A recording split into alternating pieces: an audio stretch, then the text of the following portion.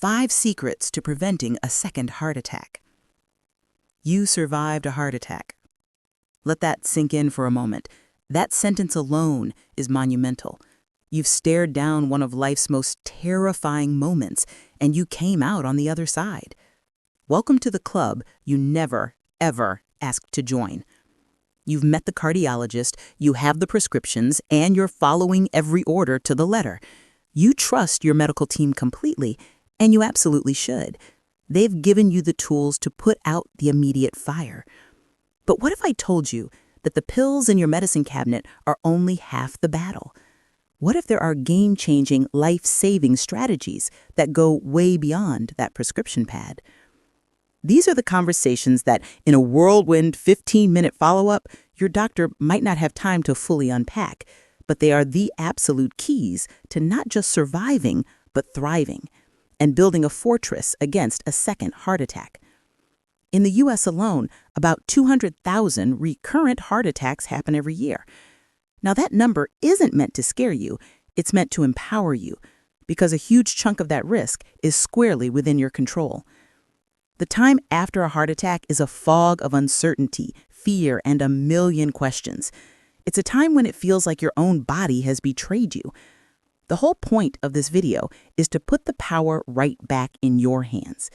We're going to blow past the generic eat better and exercise advice and get into the specific, actionable changes that can fundamentally change your body's internal environment, making it a place where heart disease simply struggles to take hold. This isn't about replacing your doctor's advice. It's about supercharging it. It's about finally understanding the why behind the lifestyle changes that are so often mentioned but so rarely explained.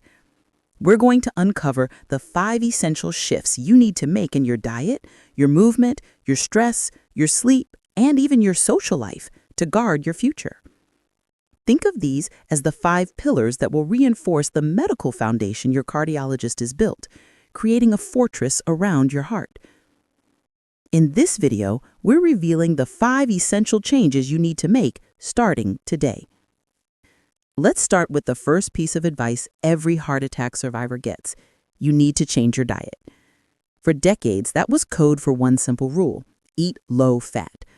We were all taught to fear fat, which led to a generation of fat-free products that were pumped full of sugar and refined carbs just to make them taste like something. The problem? That advice was a massive oversimplification, and honestly, it pointed us in the wrong direction. The real villain in your artery story isn't just fat, it's chronic inflammation. Imagine your arteries are the pipes in your house. LDL, the bad cholesterol, is like sticky wax floating in the water. By itself, it's not as dangerous as you think. It needs a rough surface to grab onto. Chronic inflammation is like rust and corrosion building up on the inside of those pipes. It creates a damaged, irritated, and angry surface. That inflamed artery wall is the perfect place for sticky LDL cholesterol to latch on, dig in, and start forming a plaque. That plaque is the time bomb that can rupture and cause a heart attack. So while your statin medication is working 24/7 to lower the amount of waxy cholesterol in your blood, your job is to put out the fire of inflammation. If you don't, you're fighting a war on one front while a whole other battle is raging behind you. So how do you do it? The answer isn't some restrictive diet, but a style of eating that is naturally anti-inflammatory. The most researched and proven approach is the Mediterranean diet. I know you've heard of it, but let's talk about why it's so powerful. It's not just a random collection of healthy foods. It's a synergistic masterpiece of anti-inflammatory firepower. Let's break it down. The foundation is an explosion of fruits, vegetables, whole grains, and beans. These are loaded with fiber and antioxidants. Fiber helps manage your blood sugar and lower cholesterol, while antioxidants act like a fire extinguisher, neutralizing the free radicals that cause cellular damage and inflammation. The main source of fat is extra virgin olive oil. This is key. High-quality olive oil has a compound called oleocanthal, which actually has anti-inflammatory effects similar to ibuprofen. It actively soothes your artery walls. This is why a simple switch from butter to olive oil can have such a huge impact. Then there's protein. The Mediterranean diet favors fish, especially fatty fish like salmon, mackerel, and sardines, at least twice a week. These are overflowing with omega-3 fatty acids. Think of omega-3s as the repair crew for your arteries. They're proven to reduce triglycerides, lower blood pressure, and slash inflammation across the board. What the diet limits is just as important. It's not about no fat, it's about the right fat.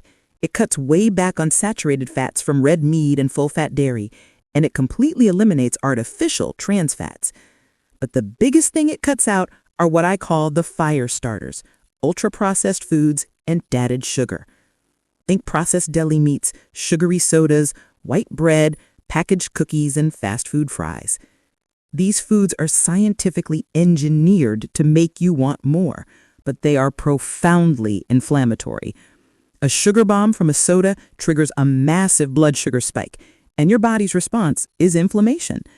Do that over and over again, and you're creating that perfect corrosive environment inside your arteries. One study, the Courtroom trial, made this crystal clear.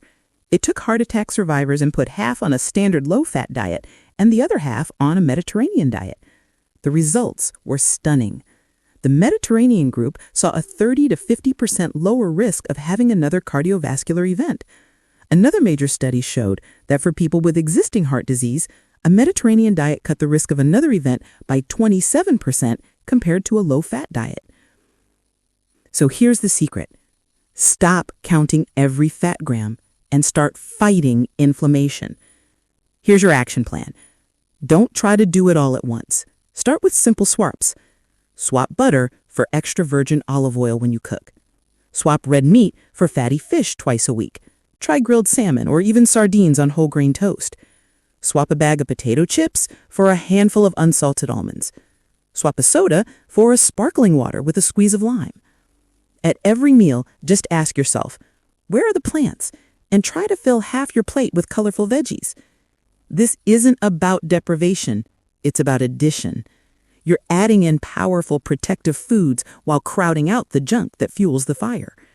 This is how you and your meds become an unstoppable team. Let's be honest. After a heart attack, the idea of exercise can be flat out terrifying. The very muscle you're supposed to be working is the one that just let you down. The fear of triggering another event is real and totally understandable. Your doctor probably said to get more active, but what on earth does that actually mean? How much is too much? And how much is enough? Here is the secret that needs to be understood. Exercise is not a lifestyle suggestion. It is a vital, non-negotiable form of medicine for your heart. And just like any medicine, it needs the right dose and frequency to work safely and effectively. A little walk is a good start, but to truly transform your heart health, you need a plan. First, let's look at what exercise is actually doing, because it's so much more than burning calories. Regular exercise literally remodels your cardiovascular system. First, it strengthens your heart muscle. A stronger heart pumps more blood with each beat, meaning it doesn't have to work as hard all day long. This lowers your resting heart rate and blood pressure, taking a huge daily strain off your system. Second, it makes your blood vessels healthier. Exercise encourages your arteries to be more flexible and elastic. It also tells your body to produce more nitric oxide, a wonderful substance that helps your blood vessels relax and widen, letting blood flow freely. It's like turning a stiff, narrow pipe into a wide, pliable hose. Third, it attacks almost every other major risk factor. It helps you manage your weight, improves your body's insulin sensitivity, which is key for blood sugar, and can dramatically improve your cholesterol numbers. So what's the right prescription? Your first step, and this is non-negotiable, is to talk to your doctor about cardiac rehabilitation.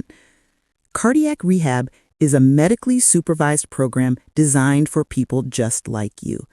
It's a safe, controlled place where you can exercise while nurses and specialists monitor your heart rate, blood pressure, and EKG.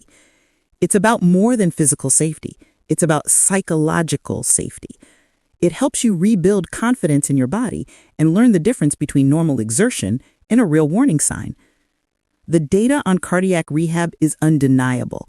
Participants have a much lower risk of another heart attack and a 25 to 30% lower risk of dying from heart disease. Yet, Shockingly, less than 30% of eligible patients actually go. If your doctor hasn't brought it up, you need to ask for a referral. It is one of the most powerful tools you have. Whether you're in cardiac rehab or have graduated, your long-term plan should have 3 parts: aerobic exercise, strength training, and flexibility. The foundation is aerobic exercise.